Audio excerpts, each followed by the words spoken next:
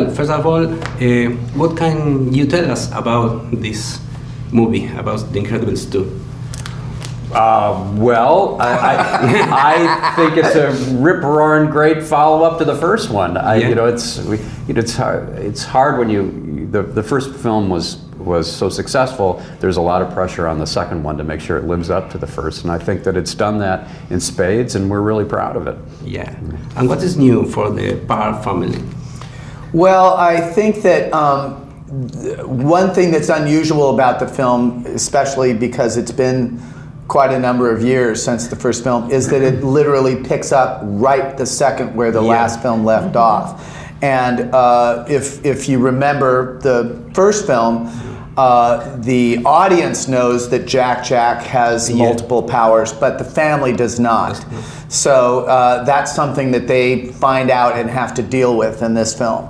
The other thing that happens is because of their efforts in the first film, there starts to be a feeling that superheroes should be made legal again.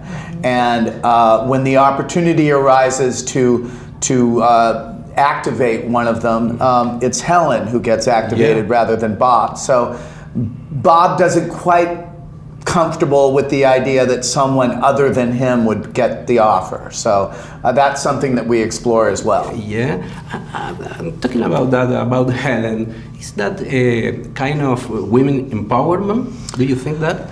It could be interpreted that way, but I had that idea as we were selling the first film. So it's not like we are responding to the moment. We make films for now, 10 years from now, 100 years from now. So we try not to do things that are of the moment, because 2 years ahead of time, the moment will slip you by. So I don't know. How do you feel about it? Well, I think it's a story about the way women and men work today. I think there are a lot of women who are working outside of the home. It have been, though. It's also a long. That's what I'm saying. It's a long-term story. Absolutely.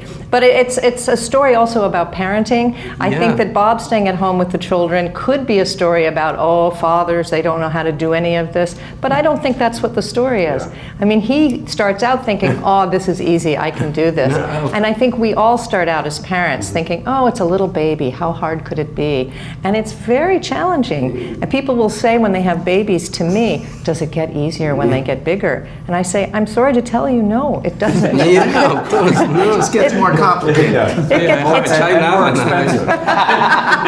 It's different, but it's not easier. And so that's really what the story is about, I think. And that's what the story about, because it's more a family story than a superhero story. Yes, that's right. A family issue. What about the new possibilities? How far they go with new possibilities in the new film? Technically, you mean? Yeah, technically. Well, you know,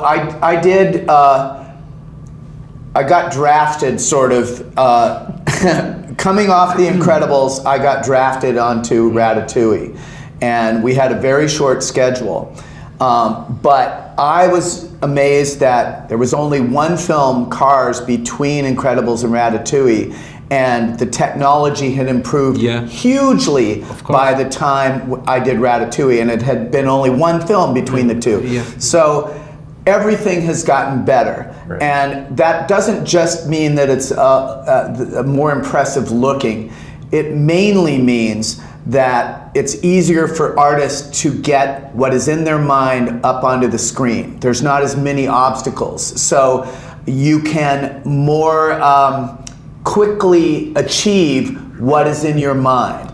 And so this is going to, even though we had a shortened schedule on this movie, it's going to be a richer looking movie. The characters still look like the characters, but they actually look more like we wanted them to look on the first film. Because and there's been, you keep the vintage style. And there's been 14 years of improvements in the lighting and the artists here who've been working together for a long time, and new artists have come, and the level of their proficiency has just gotten, it's just kind of stunning how good the people are here, and how much that's advanced over the course of 10, 15 years. And how much that supports the storytelling, most importantly.